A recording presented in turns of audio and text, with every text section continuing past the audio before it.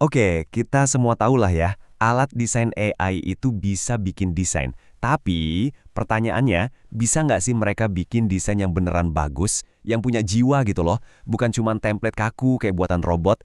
Nah, hari ini kita bakal bedah satu alat yang katanya sih bisa melakukan persis hal itu. Nah, ini nih masalah utamanya. Anda pasti pernah ngalamin kan? Kita masukin perintah, terus hasilnya ya gitu-gitu aja. Gampang ketebak. Layoutnya kaku, ikonnya generik, pokoknya nggak ada sentuhan manusianya sama sekali. Jadi, apa kita bakal selamanya kejebak sama asisten desain yang nggak punya selera? Atau mungkin ada jalan keluarnya? Dan disinilah cloud design dari Anthropic muncul. Janjinya tuh gila, berani banget. Bukan cuma bikin gambar, tapi ngerancang seluruh pengalaman pengguna. Bayangin, website, aplikasi, presentasi, semuanya cuma dari teks. Tapi ya, kita nggak bakal percaya gitu aja dong. Yuk kita uji bareng-bareng.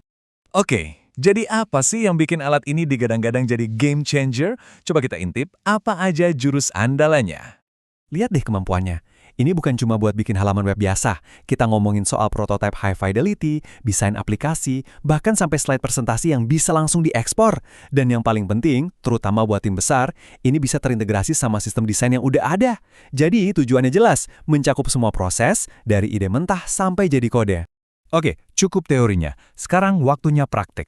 Kita kasih tantangan beneran, bikin sebuah landing page yang kompleks dari nol. Kira-kira bakal keren atau malah hancur? Prosesnya ternyata cuma 3 langkah simpel. Pertama, kita kasih konteks ke AI-nya. Jadi kita upload dokumen persyaratan produk yang detail. Kedua, kita kasih perintah yang super singkat. Sengaja dibikin agak samar gitu buat ngetes kreativitasnya. Terus langkah ketiga, ya udah tinggal biarin AI-nya kerja. Kita nonton aja.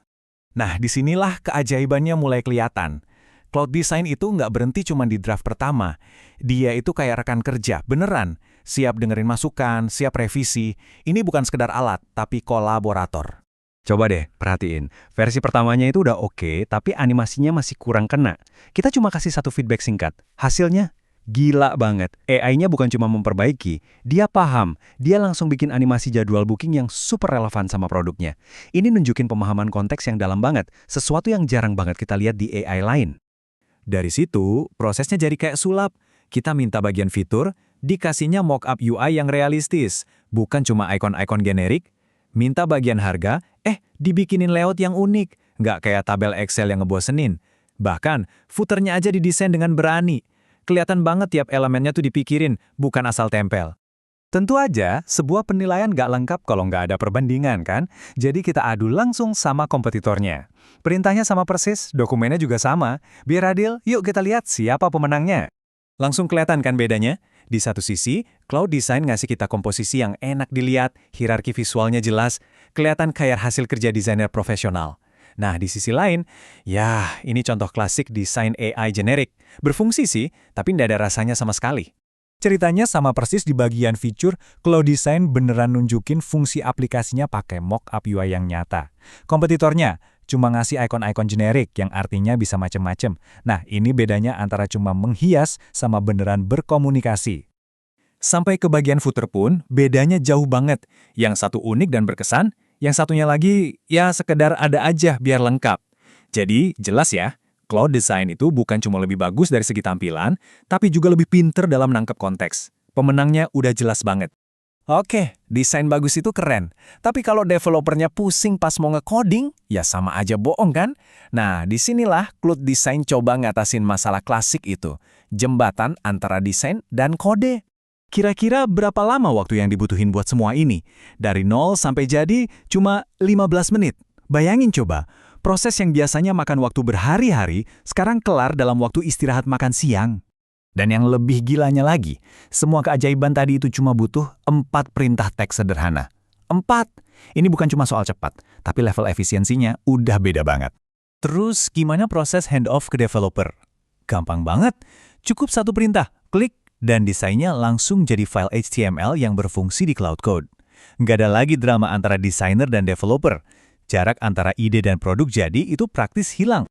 Oke, ini semua kedengarannya terlalu indah untuk jadi kenyataan kan? Nah, sekarang waktunya kita kembali ke realita. Karena ada satu tapinya, satu kekurangan yang besar banget. Coba lihat grafiknya deh. Satu landing page yang tadi kita bikin itu ternyata makan lebih dari 1/4 jatah mingguan di paket yang paling mahal. Artinya apa? Dalam seminggu, Anda cuma bisa bikin kurang lebih 4 halaman kayak gitu. Buat proyek kecil aja ini terbatas banget.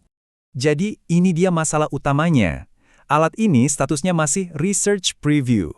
Anggap aja kayak kita lagi test drive mobil super keren, tapi bensinnya dijatah dikit banget. Bahkan kalaupun kita bayar paket paling mahal $100 sebulan, jatahnya itu bakal habis cepet banget. Jadi untuk sekarang, ini alat yang super canggih, tapi juga super mahal buat dipakai rutin. Jadi, kita balik lagi ke pertanyaan di awal. Apakah ini masa depan dunia desain? Jelas, potensinya luar biasa. Ini lompatan besar dalam cara kita kerja bareng AI. Tapi, untuk sekarang, dengan semua batasannya, ini lebih kayak kita lagi ngintip masa depan. Dan tiket ngintipnya itu mahal banget.